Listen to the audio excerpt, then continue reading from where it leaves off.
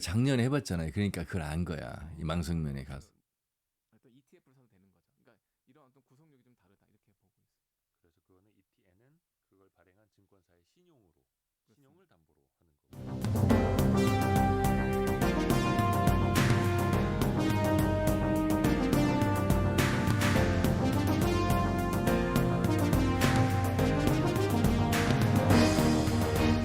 안녕하십니까. 터놓고 말합시다의 아나운서 함윤호입니다. 지난 7월 3일 농민들은 키우던 소를 이끌고 국회로 향했습니다. 고물가 시대에 유독 산지 한우값이 폭락했기 때문인데요. 지난해 사료 가격이 3년 전보다 무려 40% 넘게 올랐습니다. 그렇지만 한우 도매가는 3년 새 36% 떨어지면서 생존 위기에 직면하고 있습니다. 자, 이번 사태 우리나라 한우 산업의 근간을 흔들 수 있는 만큼 농민들은 한우법 제정과 사료값 인하 등 정부의 종합적인 대책을 촉구하고 있습니다. 오늘 터놓고 말합시다에서는 한우 산업 위기 대책은 없나라는 주제로 함께하겠습니다. 벼랑 끝으로 내몰리고 있는 한우 농가들의 상황과 다각적인 지원책 또 한우의 경쟁력 강화 방안까지 함께 짚어보겠습니다. 터놓고 말합시다는 유튜브에서도 함께하고 있습니다. 실시간 보기 다시 보기 가능합니다. 많은 의견도 올려주시길 바라겠습니다. 본격적인 토론에 들어가기 앞서 도민들은 한우 가격 폭락 사태를 어떻게 바라보고 계신지 김세별 리포터의 도민 인서트로 함께 들어보시죠. 이번에 농민들이 상경에서 삭발도 하면서 투쟁하는 걸 봤는데 아직까지 대책이 세워지지 않은 것 같아서 안타깝고요. 우리 지역도 축산 농민들이 많은 만큼 적극적으로 나서서 한우 산업의 장기적인 발전을 위해서 고민해줬으면 해요. 코로나19 때 지원금으로 한우를 많이 사 먹으면서 많이 키우다 보니까 너무 늘어났다고 하던데요. 요즘 사료 가격도 엄청 올랐잖아요. 수급 조절을 하지 못한 정부의 책임도 크다고 봅니다. 임시 방편 말고 물량 관리부터 유통까지 제대로 된 한우 산업 대책을 세워야 할 것 같습니다. 한우 먹고 싶지만 여전히 비싸다는 인식이 강해서 한우 가격이 아무리 떨어졌다고 해도 소비자 입장에선 체감을 잘 못하고 있거든요. 실제 가격을 조정하고 한우가 많이 저렴해졌다, 부담 없이 먹을 수 있다, 이런 인식 변화도 필요한 것 같아요. 저희들이 가장 어려운 시기가 지금이라고 생각을 하고 있습니다. 정부에 건의했던 건 이모작 제도를 없애면서 조사료를 해서 자금률을 높이자, 여러 가지 정책이 나왔지만 1, 2년 하다가 예산을 계속 삭감하다 보니까 결국은 수입에 의존하다 보니까 이런 발생된 게 아닙니까? 일괄된 한우 정책을 내놓으라는 것입니다. 31%의 자금률이 폭락의 원인이 된다면 이게 잘못된 정책 아닙니까? 한우는 2년 내에 판매도 못하는데 사료값을 갚아라. 그 사료세를 마련할 수가 없어요. 그렇게 판매해가지고는. 그래서 한우법에다가 그런 것을 다 담으려고 저희들이 한우법을 만들고 있는 거예요. 네, 한우 가격 폭락 사태에 대한 도민들의 목소리, 농가의 목소리 들어봤습니다. 오늘 세 분 모시고 토론해 보도록 하겠습니다. 한우협회 전북도 지회 정윤섭 회장님 어서 오십시오. 예, 반갑습니다. 예, 전북 농생명축산산업공회 최재인 국장님 어서 오십시오. 예, 안녕하세요. 예, 그리고 전북대학교 농경제유통학부의 성춘우 교수님 어서 오십시오. 예, 반갑습니다. 잠시 후에 국회 농해수위 간사인 더불어민주당 이원택 국회의원 전화로 연결해서 또 국회 상황 들어보도록 하겠습니다.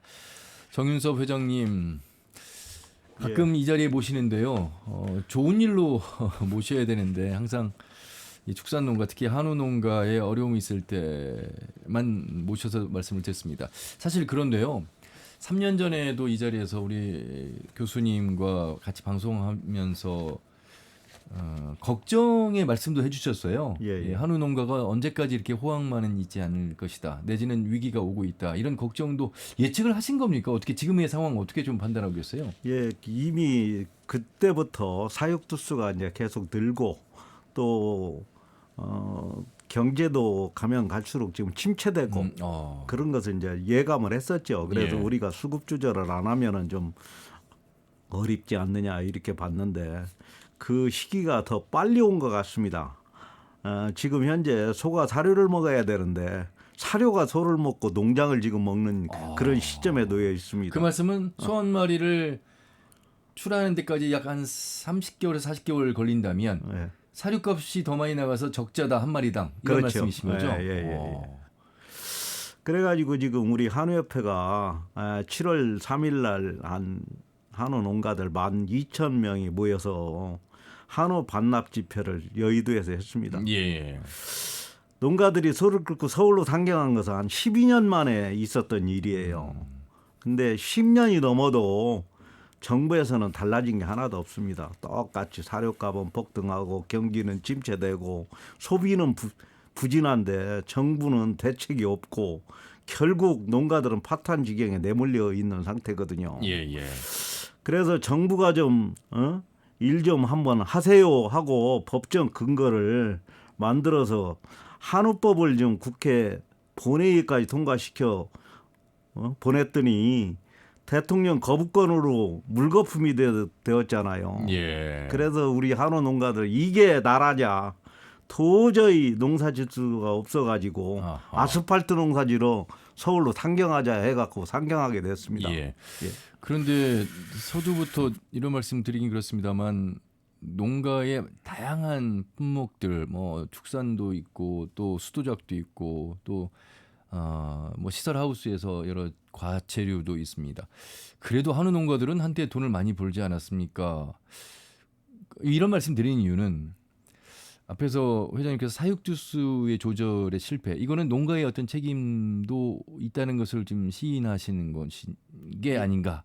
예, 그 농가들도 일부는 시인하죠. 예. 잘못했다는 걸 인정을 하고 그러나 이러한 사육두수가 늘어나면은 정부에서도 같이 수급 조절하는데 같이 동참을 해서 규제를 좀 강화시키고 해서 어느 정도 막았어야 되지 않느냐. 예. 그러면은 사육두수가 이렇게 많으면은 또 정부도 외국에서 지금 외국산 소고기를 수입을 많이 해오는데 수입도 좀 줄여가면서 내수시장 활성화에 좀 같이 발맞춰 줘야 되는데 그런 역할은 전혀 하지 않고 있다. 이런 것들이 좀 아쉬움이 크죠. 알겠습니다. 예.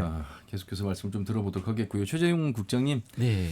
우리 지역 축산 농가가 전국에서 한 3번째로 많다면서요? 특히 한우 농가. 예, 한우 농가는 이제 그 전국 비중이 한 13% 가까이 되고 이제 순위로 따지자면 우리 도가 세 번째입니다. 그러면 첫 번째가 경북이고 두 번째가 전남. 그렇죠. 그다음에 네. 세 번째가 우리 전북입니까? 네, 맞습니다. 그리고 뭐 이제 뭐 한우뿐만 아니라 이제 그 닭, 오리까지 합치게 되면 뭐 그 품목들은 이제 저희가 전국 한 2위 정도 하니까. 예. 하여튼 축산이 우리 도의 그 차지하는 비중이 그만큼 크다는 뜻이기도 하죠. 그 농도라고 하는 우리 전북에 농업의 다양한 품목 분야가 있습니다만 오히려 쌀 생산이나 이런 것에 비해서 훨씬 더 높은 것이 축산업이다. 이렇게 봐야 되겠군요. 국가 전체적으로 보면 뭐 농업 생산이 뭐 60조라고 하는데 그 중에서 한 40% 정도가 이제 축산 분야가 생산을 이제 담당하고 있습니다. 그런데 뭐 그 추세가 어느 도나 아마 비슷한 그렇군요. 상황일 거라고 생각됩니다. 그래도 세 번째나 많을 정도라는 수치는 피해로 보면 그만큼 또 피해액이 많을 수밖에 없다는 얘기잖아요. 그렇죠. 같은 피해가 발생했을 때 비중이 높다는 건 그만큼 피부로 느끼는 어떤 피해의 강도가 강하다 이렇게 해석되죠. 예. 축산업에 대한 이야기 중에 한우 이야기를 이제 구체적으로 할 텐데 송춘우 교수님. 많이들 그래도 소비하시잖아요. 이게 옛날보다 경제 지표가 높아지면서 그런데 소비자가 먹는 가격은 떨어지지 않는다. 그냥 쉽게 많이들 말씀하시는 게 그 생산하고 유통하고 소비자가 구입하는 그 과정까지의 어떤 과정 속에서 이 한우를 우리 시민 입장에서 한번 생각해 보면 좋을 것 같은데요. 예. 우리나라가 1년 동안에 약 75만 톤 정도를 소고기를 소비를 하는데요. 예.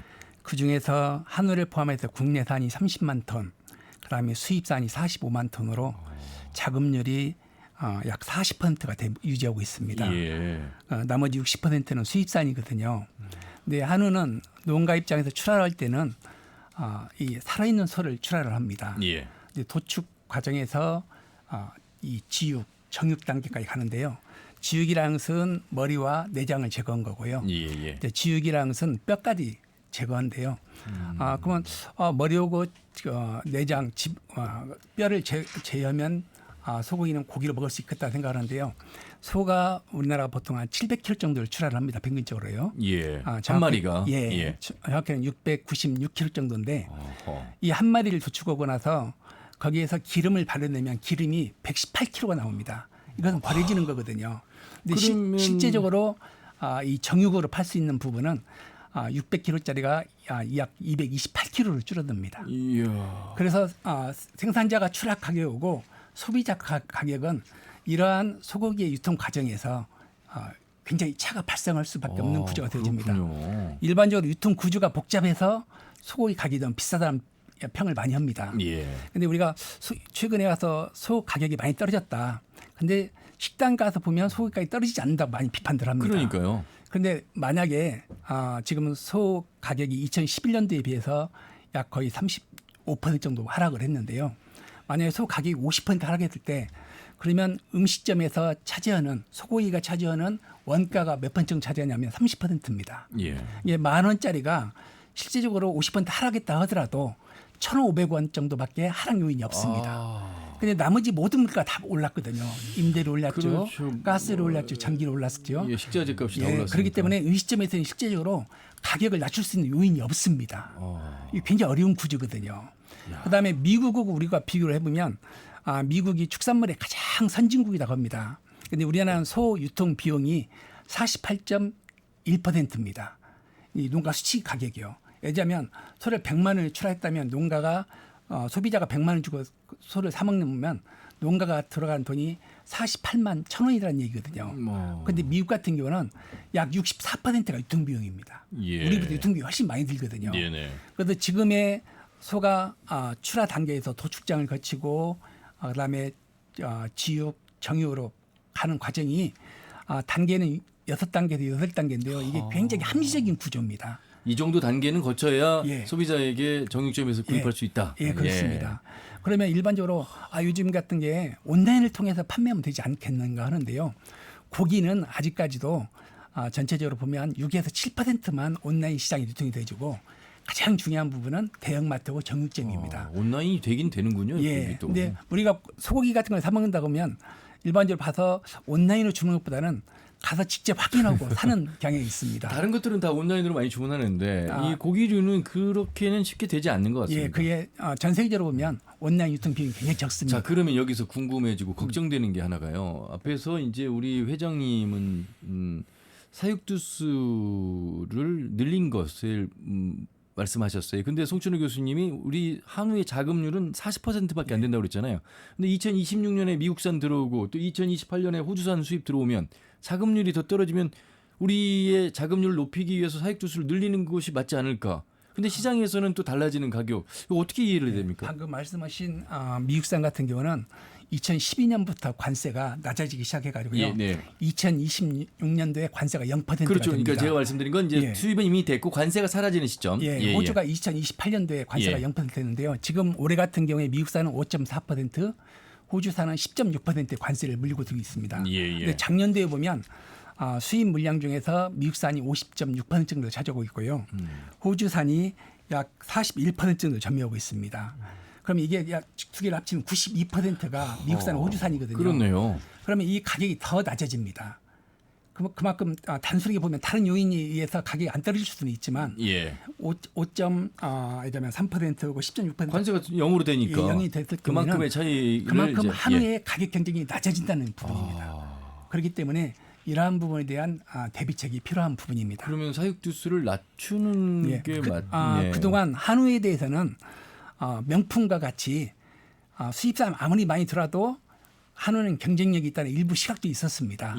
그다음에 실제적으로 가격이 비싸더라도 한우를 먹는 층들은 먹거든요. 그렇지만 이 두수가 과연 얼마 정도 것인가에 대한 여러 가지 논란은 있습니다만 300만 두가 넘어갔을 때는 위기가 온다는 것이 지금까지 정설입니다. 그런데 지금 상태에서도 약 340만 두 정도가 있기 때문에 아직도 과잉 상태라고 볼 수가 있습니다. 송춘호 교수님이 이제 말씀해 주시니까 제가 좀 저도 이해가 되고 아마 우리 청취자분들께서도 이해가 잘 되실 것 같습니다.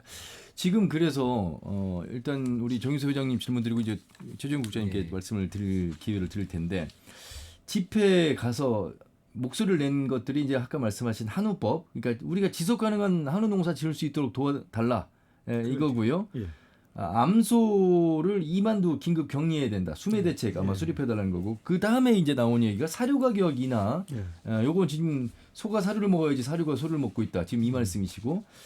그래서 사료 구매 자금을 지원하거나 상환 기간을 좀 연장해달라. 요거 이제 현실적인 부분이고. 긴급 경영 안정 자금은 이제 지금 상황에 필요한 부분입니다. 사료 가격이 도대체 어떻게 되길래 사료가 소를 먹는다는 것인지, 왜냐하면 이 전반적인 지금 상황을 저희가 이해했거든요. 수입산 그리고 한우 그리고 유통 과정 그러면서도 불구하고 소비자 가격은 떨어지지 않는 이유 어떻게 보세요?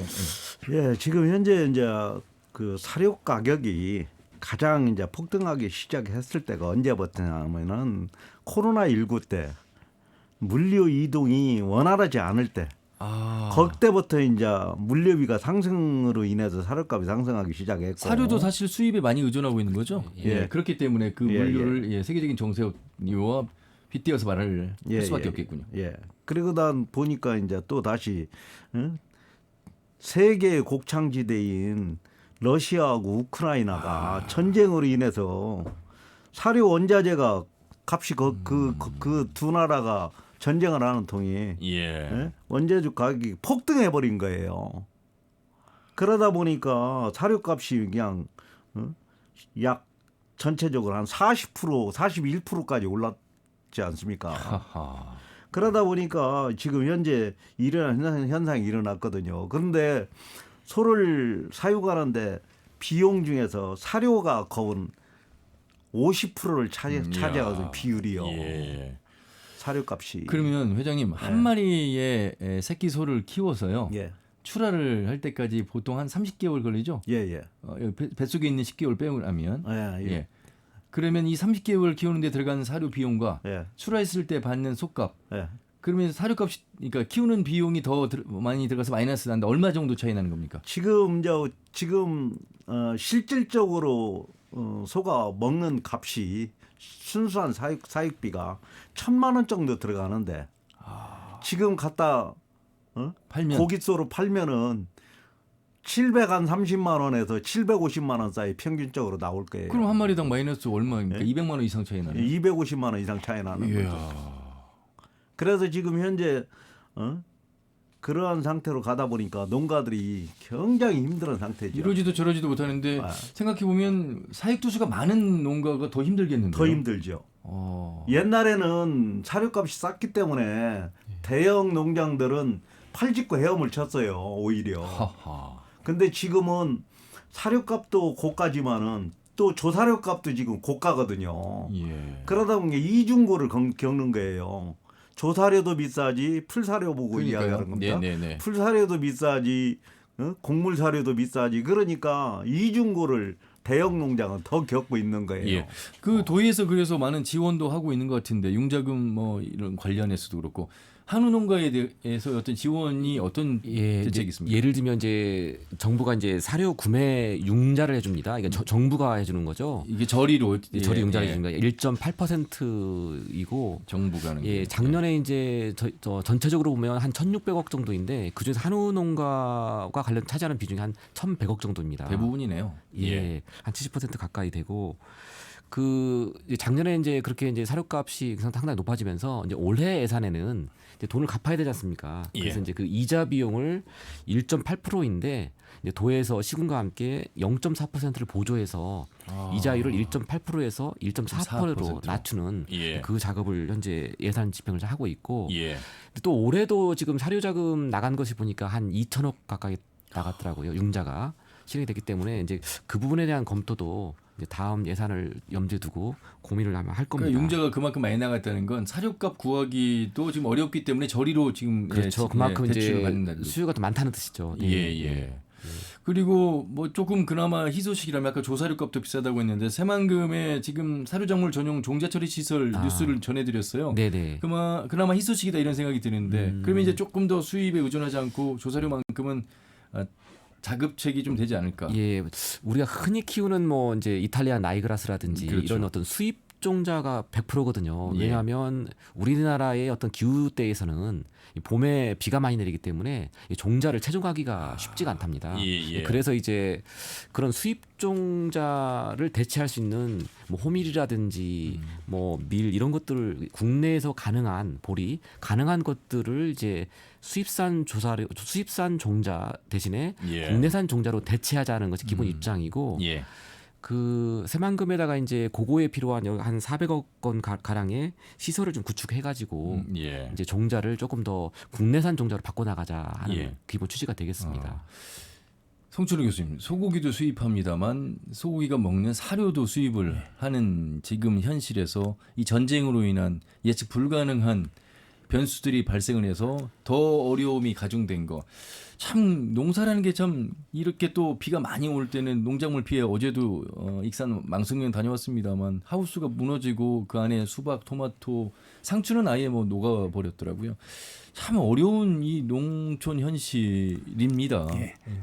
사료하면 우리가 수입산 사료만 이렇게 생각할 수가 있는데요. 예. 사료에는 크게 두 가지가 있습니다. 이 소 같은 경우는 반추동물이기 때문에 풀이나 볏짚 같은 것을 먹여야 그렇죠. 되거든요. 예. 이러한 것들이 조사료라고 합니다. 예. 조사료의 자급률은 81.6%가 되고요. 자급률이 예. 그래도 많은 편이네요. 이건. 예. 예. 그다음에 주로 이제 지금 사료값 문제가 되어지고 있는 것은 농우 사료입니다. 예. 이 농우 사료에도 영양제 사료도 있고 단미 사료 여러 가지가 있는데 흔히 말하자면 배합 사료라고 말을 씁니다. 그렇군요. 예. 이 배합 사료 같은 포함해서 농우 사료의 자급률은 20%고요. 그 중에서 주로 들어가는 곡물은 자급률이 2%에도 미치지 못합니다. 그래서 한우협회에서 정부에 대해서 건의했던 그 내용 중에 한 가지 빠진 부분이 이 수입되어지는 배합 사료 부분을 어떻게 자급화시킬 것인가, 이 부분이 앞으로 지속 가능한 축산업 발전, 한우 발전은 꼭 필요한 부분입니다. 그런데 이 배합 사료의 대부분이 지금 곡물이잖아요. 그중에 가장 대표적인 것이 옥수수입니다. 옥수수잖아요. 예. 작년도 같은 경우에 약 2,100만 톤 정도의 곡물이 필요한데 그 중에서 890만 톤이 옥수수입니다. 그런데 이 옥수수 같은 걸 작년도에 수입하는데 3조 5천억이 사용되었거든요. 그런데 옥수수 같은 경우는 만약에 지금 쌀이 남아서 문제지 않습니까? 10만 톤을 옥수수를 심으면 약 215만 톤 정도를 자급할 수가 있습니다. 그러면 국내에서 약 23% 정도만 자급을 해도 수입 가격의 영향 부분을 상당히 완화시킬 수 있는 요인이 있거든요. 근데 그 농가들이 모릅니까? 예를 들어서 이 부분은 정부가 해야 됩니다. 수매를 해줘야 된다는. 일본 같은 경우는요. 작년도 같은 경우에 사료용 쌀, 지금 총체표가 아니고요. 이 옥수수 부분도 그 전략작물에 들어가지만 사료용 쌀 부분도 들어가 있는데 이게 약 14만 9천 헥타가 사료용 쌀 부분 쪽으로 들어가 있습니다. 여기에는 지원금이 있기 때문에 가능한 부분입니다. 그러니까 대체작물로 지금 논콩이 이제 대표적인 건데. 그래서 옥수수 같은 경우도 이기작을 하면 쌀 소득하고도 비슷하다는 그런 시산이 있습니다. 그렇기 때문에 정부에서 전략작물 부분에 사료용 옥수수 부분을 전략작물 육성을 시킨다 그러면 쌀 농가도 보호할 수도 있고 한우나 양돈 농가, 축산 농가도 보호할 수 있는 방법이 있거든요. 그리고 우리가 축산 농가가 많은 농도로서 정부가 하지 않았을 때 도 차원에서의 이런 대체 옥수수 같은 작물을 수매해 줄 수 있는 지원 이런 건 어렵습니까? 조례를 통해서는? 지금도 이제 뭐 동계 작물, 하계 작물 이렇게 나누기도 하고 우리가 알고 있는 무슨 뭐 밀, 보리 이거는 이제 겨울에 늦가을에 심어 가지고 봄에 수확하는 이런 동계 조사료용 작물이 있고 또 이게 하계에 여름을 나는 그 작물로서 이제 뭐 말씀하시는 옥수수라든지 뭐 총채벼라든지 있는데 최근에 이제 정부는 이제 이런 것들이 많이 부족해지니까 일반 벼도 논에 심고 이거를 10월에 수확하지 않고 어떤 조사료 형태로 이제 그 수확을 하게 되면 쌀 날곡을 이제 수확하는 게 아니라 이제 총채벼처럼 총채벼처럼 이게 조사료용으로 수확을 하게 되면 이제 헥타당 한 430만 원까지 이제 차액 보전을 해주겠다 이렇게 좀 얘기를 하고 있습니다. 저희가 이제 그 하계 조사료에 대해서는 특히 옥수수에 대해서는 저희가 심게 되면 도 차원에서 추가로 이제 헥타당 100만 원을 좀 추가로 좀 드리고 있습니다. 그래요. 근데 이제 아무래도 이제 그 농가 입장에서는 기후 때를 고려했을 때 그 일반 뭐 다른 작물에 비해서 그런 조사료 작물이 좀 수익이 아무래도 이렇게 넉넉하게 나지 않기 때문에 조금 기피하는 현실적인 지원금만 되면 이기작으로 해서 오히려 뭐 국가로 보나 농민으로 보나 다 이익이 되는 말씀이시네요. 지방정부 차원에서 전략작물 직분제에 어떤 특수한 사료작물을 이렇게 권장하기에는 막대한 예산이 필요하기 때문에 중앙정부 차원에서 계획이 필요한 부분이라고 생각이 되어집니다. 자, 바로 이제 그런 부분과 더불어서 한우협회에서는 일단 그런 것도 중요하지만 사료 가격부터 좀 인하해달라. 융자도 중요하지만 가격이 너무 높다. 지금 이런 말씀을 계속 하시는 거잖아요. 그렇죠. 지금 이제 금방 말씀드렸지만은 제가 농림부 장관 만나가지고 정한근 장관 만났을 적에 그 이야기를 했습니다. 간담회 때. 왜 농어촌공사에서 농지를 매입한 땅을 쌀이 남아 도는데 왜 농민들한테도 다시 주고서나 거기에서 쌀을 생산하고 그런 짓거리를 하냐, 콩을 심고 그러냐. 그 부분을 축산 농가들한테 특히 한우 키우는 농가들한테 그 땅을 임대를 임대료를 낮게 받고 해주면은 거기다 옥수수를 심고 이런 걸 충분히 하면은 정부에서도 쌀이 남아도는 거 방지할 수 있고 또 농가들은 옥수수 생산해서 사료비 절감할 수 있으니까 또 뭐라고 하십니까? 일거양득인데 왜 그렇게 얘기를 하냐? 그러니까 지원금 때문에 그런 거예요? 이제 안 한다는 게 지금 정부가 어떻게 말씀하시는 거예요? 정부에서는 그런 게 뭐라고 하냐면은 지금 현재 지금 하는 방법은 그 후계자들 청년 후계자들한테 주기 때문에 그런다. 그래서 그렇게 가고 있다. 그래서 그러면 검토해서 우리 축산농가들한테 임대를 해줄 수 있는 방법을 모색을 해주라. 아니 왜냐면 청년농들도 농사를 지어서 수익이 남아야 되잖아요. 근데 수익이 남지 않았을 때는 청년농을 후계를 지원한다는 그 정책이 현실성은 없어 보이니 오히려 좀 현실성 있는 부분으로 대안을 지금 제시한 건데. 그렇죠. 그러니까 이제 앞으로 검토하겠다 하다가니 그분이 이제 또 국회의원 선거에 출마하시기 위해서 사임을 하셨거든요. 그러고 나서 이제 송민영 장관님 오셨는데 송민영 장관님하고 한우협회 중앙회 차원에서 우리 도지회장들하고 간담회를 한번 하게끔 좀 만들어 주라 하고 건의를 했는데 계속 기피하고 안 만나줍니다. 지금 그런 상태에 놓여 있습니다. 그리고 이제 사료 가격을 낮출 수 있는 방법은 지금 현재 정부가 좀 개입해서 하면은 조금 사료 가격을 낮출 수 충분히 있다. 왜 그러냐면은 지금 현재 사료를 만들어내는 회사들은 다 민간 업체들이 하고 있거든요. 그러니까 농협중앙회만 이제 하나 좀 협동조합이라는 조직으로 사료 공장을 운영하고 있는데 거기도 이제 가서 보면은 임금 체계가 고임금 체제입니다. 사료 회사에 가보면 임원들이나 이런 사람들이 연봉이 1억 몇천씩 받는 사람들이 있어요. 그러다 보니까 생산 원가에 그게 같이 포함되지 않습니까? 그러니까 이제 사료 가격을 마음대로 못 하는 거예요. 그리고 또 사료 회사 그 밑으로 자기 자회사들이 쭉 또 나열돼 있습니다. 농협중앙에도 보면. 그러다 보니까 그 자회사들이 지금 현재 다 적자예요.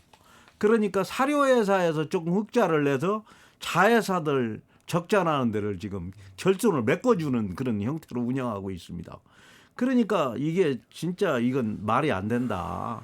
그래서 정부가 개입을 해서 그런 체제를 좀 고쳐주고 하면은 좀 사료 가격을 낮출 수 있다. 또 그리고 민간 사료 업체는 한 번 가격을 올라가면은 내릴 줄을 몰라요. 국제 곡물 가격이 내려오거나 유가가 내려가면은 내려가야 되는데 그게 안 되는 거예요. 그러다 보니까 정부가 개입을 해서 충분하게 할 수 있다. 그러지 않으면은 세무조사도 하고 기업에 가서 해서 압력을 가서 니들 잘못된 일이 있으면 바로 잡아나가야죠. 그래서 정부한테 사료 가격이 일어나는데 좀 중점적으로 힘을 써달라 그런 이야기를 하는 겁니다. 지 회장님이 농림부 장관을 하셔야 되겠습니다. 오히려 사료값 인하에 대한 그 현재 과정에 대해서도 누구보다 정확하게 알고 계시고 어떻게 하는 것이 사실 그런 측면에서 보면 사육 농가들도 사육 수수를 좀 줄이고 암소 격리 이런 부분들 같이 동참하셔야 되겠습니다. 그러죠. 같이 해야죠. 그래서 이제 저희가 이런 수급 상황이 벌어질 것 같아 가지고 우리가 미리 한우 자조금을 통해서 우리가 선제적으로 수급 조절을 하자. 그래서 자질이 떨어지는 암소를 새끼 내지 말고 우리가 비육시켜서 사육 수수를 줄여보자라고 해서 먼저 선제적 대응을 제안을 했었습니다. 근데 한우 자조금이 일부는 그 정부에서도 일부 거기에다 좀 뭐라 그럴까 출연을 해주고 우리 농가들이 이제 소 한 마리 도축할 때마다 2만 원씩 내가지고 그 출연금을 만들거든요. 그래서 계략적으로 우리 농가들이 걷어서 만드는 돈이 한 계략적으로 보면 한 160억, 160억 정도는 농가들이 만들고 정부에서 주는 돈이 한 8억, 한 60억을 거기다 보태놓거든요. 그래갖고 보면은 계략 한 200 몇십억 이렇게 되는데 그러다 보니까 우리 농가들이 자조금을 거출한 돈만 갖고 있으면은 예를 들어 수급 조절하는데 들어가는 비용을 우리 농가들이 결정을 할 수가 있는데 정부에서 그 보조금으로 조금 넣어주는 것 때문에 일일이 다 정부의 승인을 받아야 됩니다. 사업을. 그러다 보니까 사업 승인을 받기가 힘든 거예요. 그래서 그때 당시에 수급 조절하자고 하니까 그때 한우가 호황했었거든요. 한우 가격이 높았고 좋았을 때거든요. 그러니까 정부에서는 이 호황에 무슨 수급 조절을 하냐. 그러고서는 약 한 근 1년 가까이를 못하게 막은 거예요. 정부에서. 그러다 보니까 시기를 놓친 겁니다. 거기서. 늦게 하다 보니까 적정한 시기를 놓친 거예요. 그래서 이제 또 다시 그때 해보니까 지금 현재로 왔을 때는 악영향이 된 거예요. 그리고 정부가 이러한 정책을 필 때는 우리 농가들보다 먼저 더 연구기관도 많이 갖고 있고 그러니까 훨씬 더 잘할 거 아닙니까? 그러면은 이건 제가 봤을 때는 정부가 이건 자, 그래서 이제 국회의원, 농해수위 상임위의 의원들의 역할이 아주 필요합니다. 왜냐하면 이제 그런 한우 농가와 소통을 통해서 정부에 이제 제안도 하고 입법도 하고 그래서 오늘 바로 그 농해수위의 우리 지역구 국회의원이죠. 간사를 맡고 있는 이원택 김제 부안 군산을 지역구 국회의원을 전화 연결해서 말씀 듣겠습니다. 이 의원님 안녕하십니까? 예, 안녕하세요. 이원택 국회의원입니다. 네, 간사를 맡으셨습니다. 예. 중책을 맡아서 어깨가 무겁습니다. 그리고 또 도당위원장에 단독 입후보돼서 뭐 이제 곧 도당위원장으로서 또 중책을 또 이끌어 가실 것 같아서 축하의 인사를 먼저 좀 드리도록 하겠습니다. 예, 감사합니다. 열심히 하겠습니다. 예. 자, 한우 농가 이야기 하고 있습니다. 의원님 누구보다 뭐 지난 21대 이어서 지금 22대 같은 상임위에서 지금 활동하고 계시잖아요. 예, 그렇습니다. 예, 이 피해가 심각하다고 그래서 지난 또 한우 협회들이 집회를 상경 집회까지 했습니다. 일단 전체적인 상황 어떻게 보십니까? 지금 이제 한우 농가의 상황은 정말 어려운 상황입니다.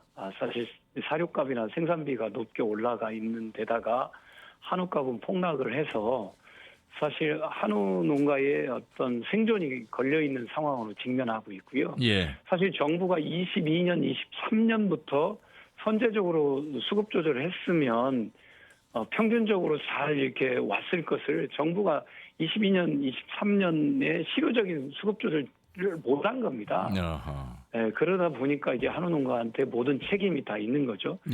지금 시점에라도 적극적이고 상당히 규모 있게 암소 시장 격리들을 포함해서 사료 자금에 대한 어떤 생산비 절감 대책을 좀 정부가 적극적으로 내놓으면 실효적인 조치가 되고 한우 농가들 입장에서 숨통이 튈 텐데 정부가 그런 실효적인 조치가 없어서 참 걱정이고 안타깝습니다. 지금 이제 농해수위에서 정부를 상대로 속값 하락에 대한 실적 대책을 촉구하고 있고요.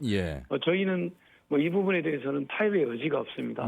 계속 정부에 촉구하고 싸워갈 예정이라는 말씀 드리겠습니다. 정부의 촉구를 하긴 하는데 문제는 이제 이 국회 통과 이후에 대통령의 거부권을 걱정해야 되는 거 아닙니까? 그렇죠? 예, 그렇습니다. 한우법이라는 걸 지금 발의를 해서 이제 제정이 돼가는 과정인데 이거 어떻게 지금 통과가 가능할지 어떤 목소리를 계속 내고 계시는지요? 사실 이 한우법은 뭐 이념적인 법안도 아니고 또 발의할 때 국민의힘의 홍문표 의원도 같이 대표 발의를 했기 때문에 여야가 같이 대표 발의한 법안입니다. 민생 법안이고요. 한우 농가들이 생사의 갈림길에 있는데 이게 뭐 여야가 따로 없다고 저는 보고 있습니다. 어떻게 한우에 여야소가 따로 있겠습니까? 이제 농민들만 있는 거죠. 그래서 민생 법안이라는 말씀 드리겠고 다만 여당 의원들이 지난번에 한우협회 전국 집회 때 와서 긍정적인 발언을 한 게 있습니다. 한우법에 대해서. 그래서 여당 의원들의 그런 긍정적인 목소리를 저희가 기대해보고요. 이것은 여야가 힘을 모아서 반드시 통과시켜야 할 법안으로 저희는 인식을 하고 있습니다.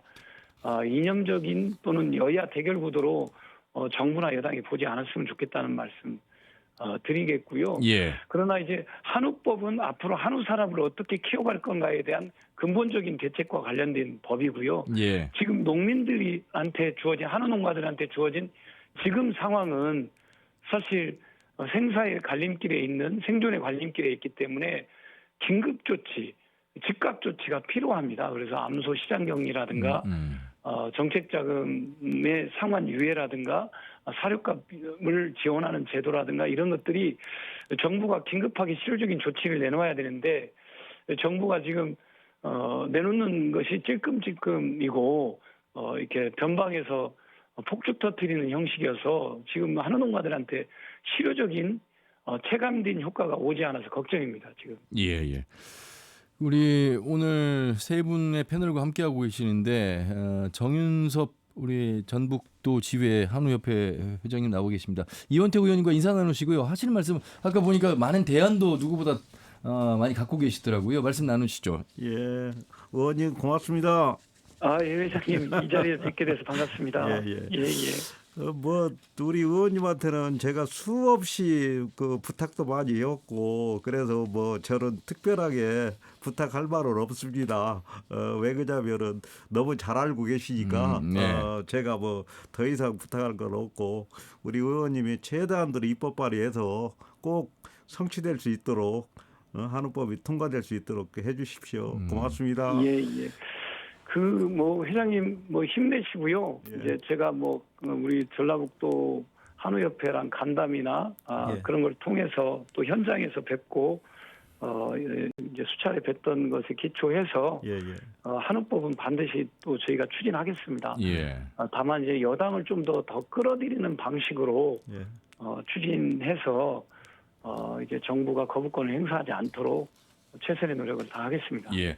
그 앞에서요 조사료의 자급률 또 배합사료의 자급률 송춘호 교수님 통해서 말씀 드렸는데 대체 작물로서 우리가 옥수수를 이기작으로 심었을 때 사료의 안정화 이런 부분들이 굉장히 농가에 큰 도움이 되고 한우 농가에도 도움이 된다는 말씀하셨어요. 장관을 상대로 그런 질의와 지원법을 좀 만드시는 건 어떨까 이런 생각이 들어서요. 의원님 생각 궁금합니다.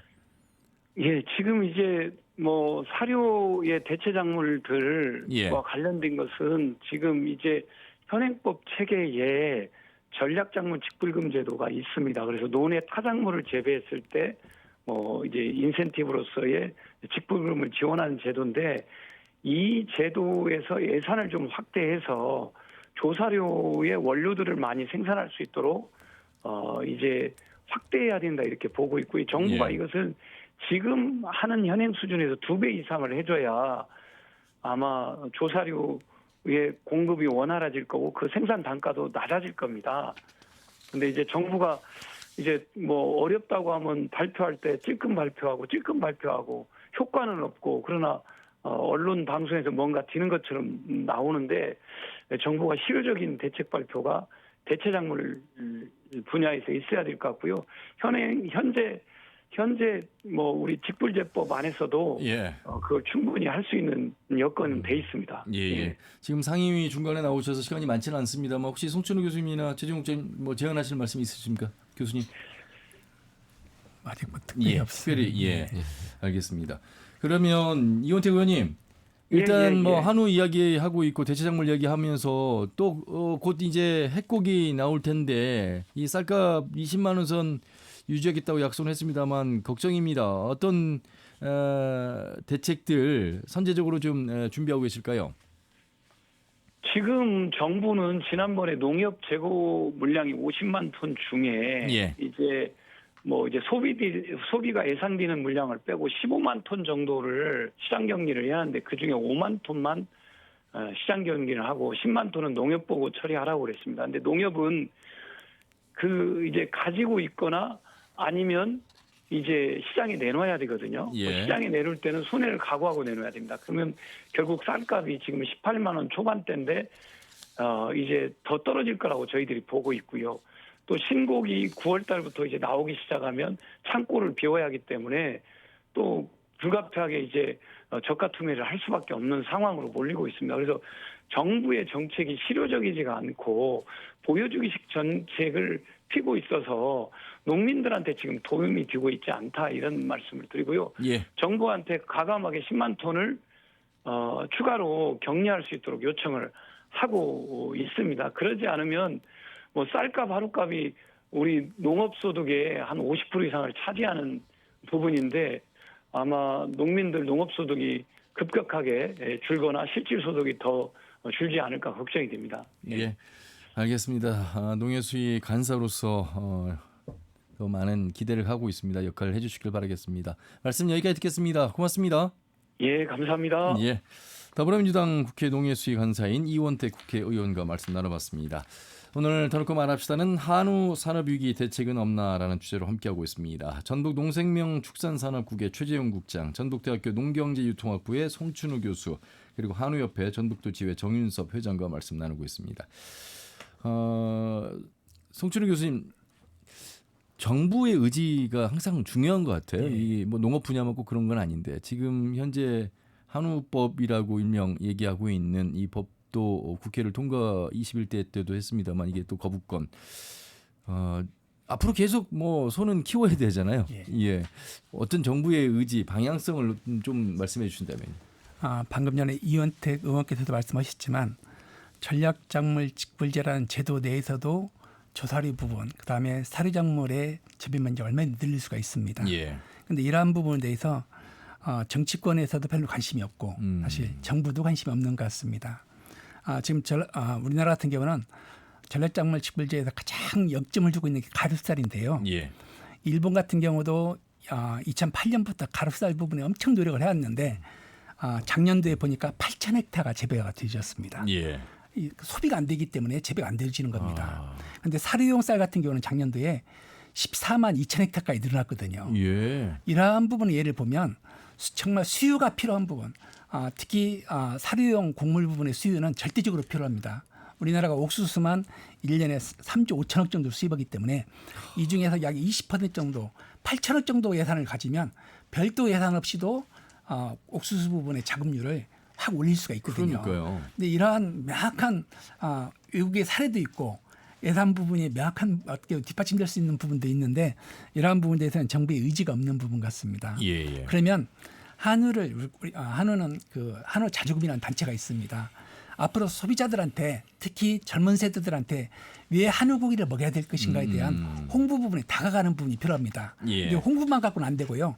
한우는 국내에서 생산된 정말 양질의 사료를 먹여가지고 이렇게 잘 키웠다. 이러한 부분에 스토리텔링 부분이 필요합니다. 특히 사료용 이 곡물의 거의 98% 정도는 GMO 작물입니다.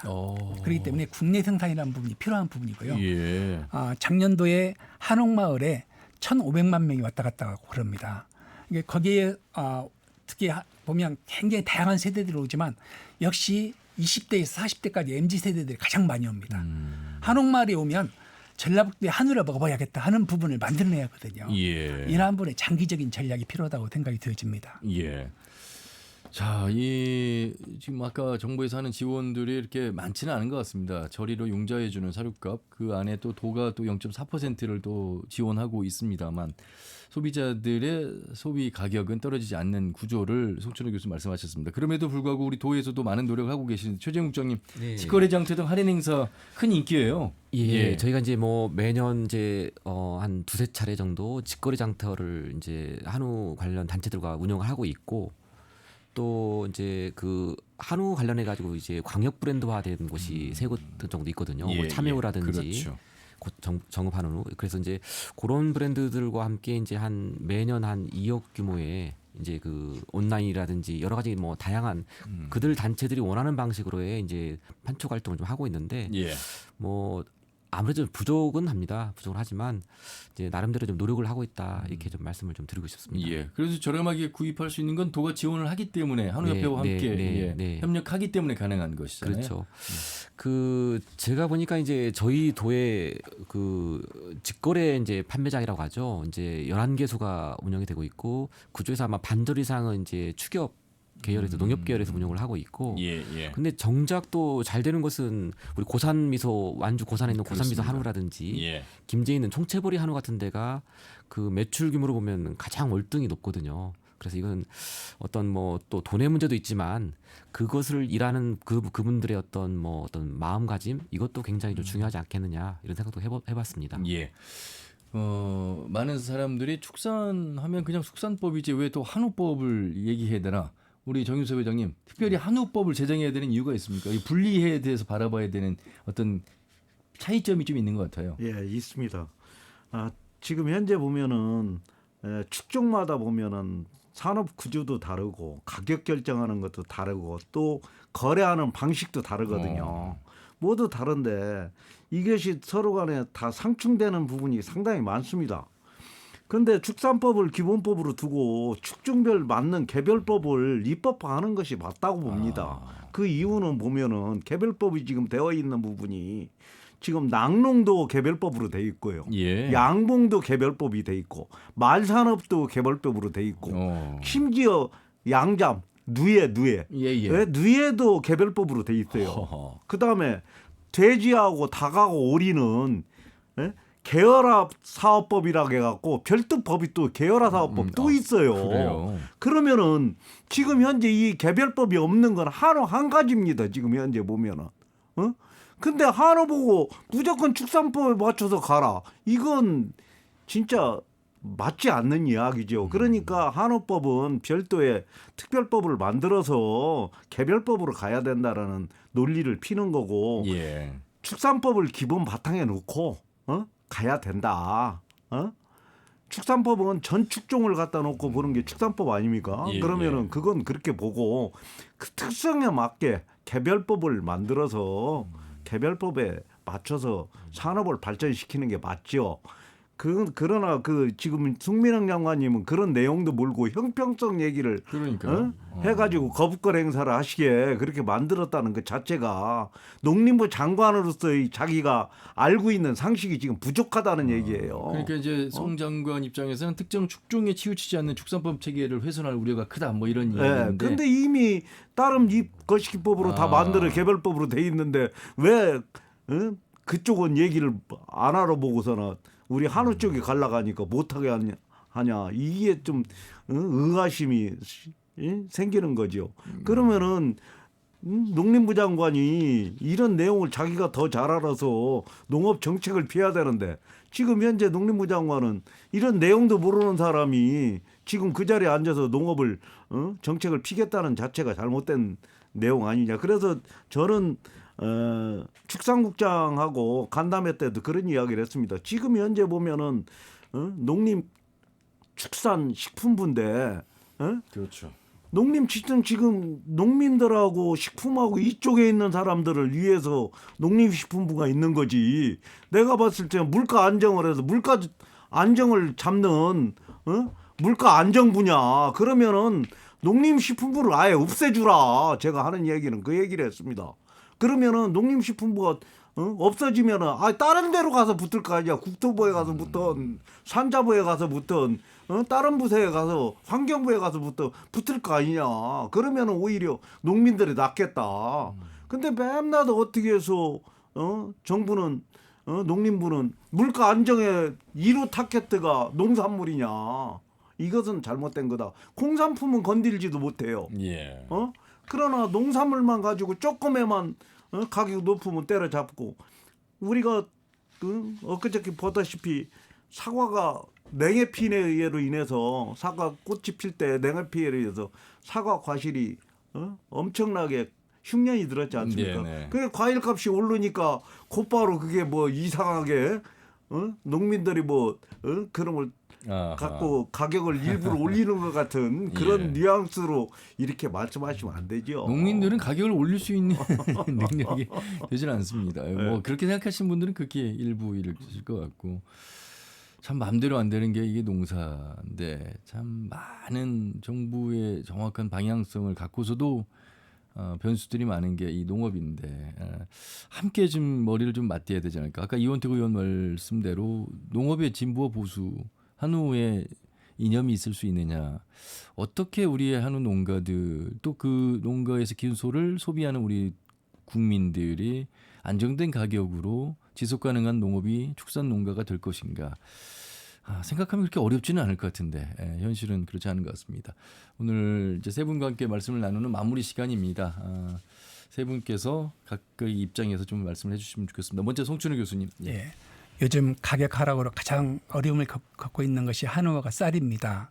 한우와 쌀은 우리나라 농업의 상징이면서 우리 한류 문화의 기본입니다. 이 한우와 쌀이 살아야 농업이 살 수가 있고 농업이 살아야 농촌이 살 수가 있고 농촌이 살아야 전라북도도 살 수가 있습니다. 농촌이 무너지면 전라북도도 유지하기 어렵습니다. 그러면 나아가서는 우리나라가 살 수 있는 길이 농촌이 살 수 있는 길입니다. 이런 측면에서 한우가 지속 가능하게 발전할 수 있는 그런 부분이 꼭 필요한 것 같고요. 지금 시도되고 있는 한우법에 이런 특히 농어사료의 자급률 부분을 어떻게 할 것인가 하는 부분이 양국관리법에 연기시켜가지고 이게 반드시 개정이 돼야 됩니다. 그다음에 정부의 적극적인 정책이 필요한 부분 같고요. 그다음에 요즘에 할인 판매를 많이 하니까 5월 달부터 한우 소비량이 많이 늘어났습니다. 조금 주의를 잘 찾아보면 도에서도 여러 행사를 하고 한우를 좀 싸게 파는 곳들이 많습니다.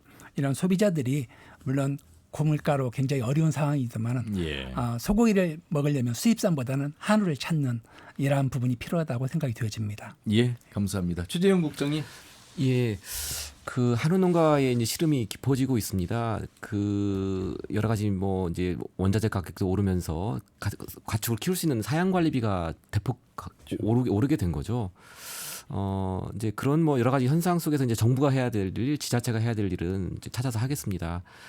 다만 이제 우리 소비자도 좀 해줄 부분이 있는데 한우는 우리 고유의 어떤 유전자를 가지고 있는 우리의 토종 품종입니다. 그래서 다른 어떤 수입소가 어떤 뭐 가격 경쟁력 측면에 분명히 있는 건 맞지만 그래도 한우를 조금 소비해주는 그런 어떤 의도적인 행동이 좀 필요할 것 같고요. 또 우리 한우 농가들도 이제 결국은 품질과 가격 경쟁력을 갖춰가는 노력이 필요합니다.